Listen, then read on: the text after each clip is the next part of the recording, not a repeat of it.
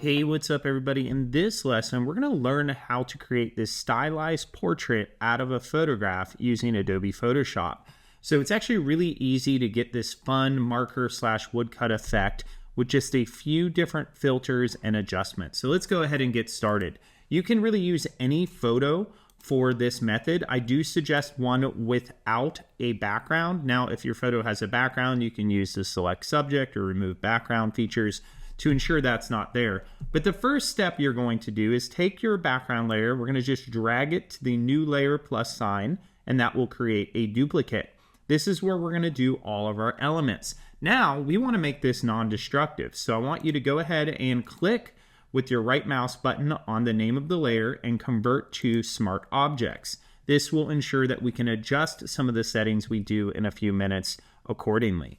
Finally, I'm going to go to Filter, and we're going to go down to the word Stylized and find the Oil Paint filter. What this is going to do is just give us a very subtle kind of textural aspect. Now, we can crank this up as much or as little as you wish.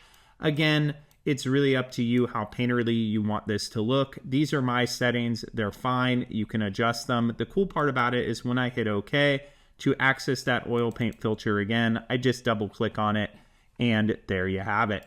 Now, let's go ahead and continue to build on this. We're going to go to Image Adjustments, and we're going to go to Shadows and Highlights. Now, normally we'd use an adjustment layer here.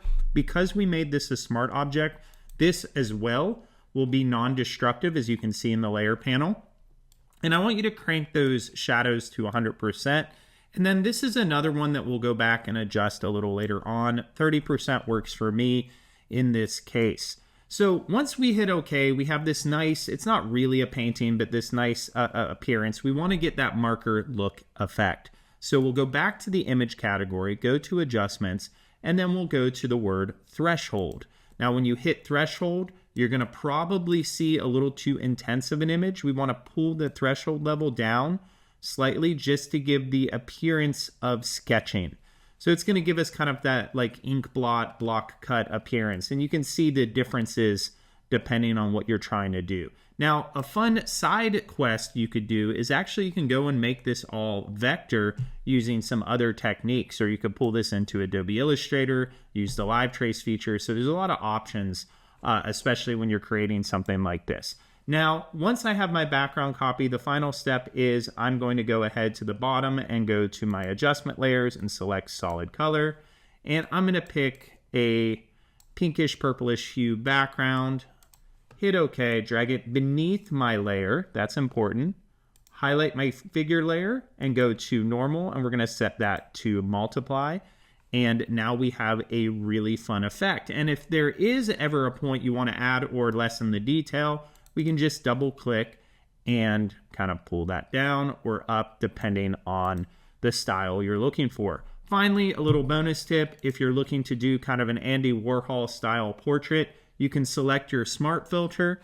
You can go to your gradient tool and make sure it's set to black and white. And you can pull in some of that color from the original image. And by doing so, it kind of leverages these effects that we put on and gives you a fun, again, Andy Warhol style pop art appearance. So I hope you enjoyed this tutorial, and go ahead and create your own stylized portrait. See you in the next one.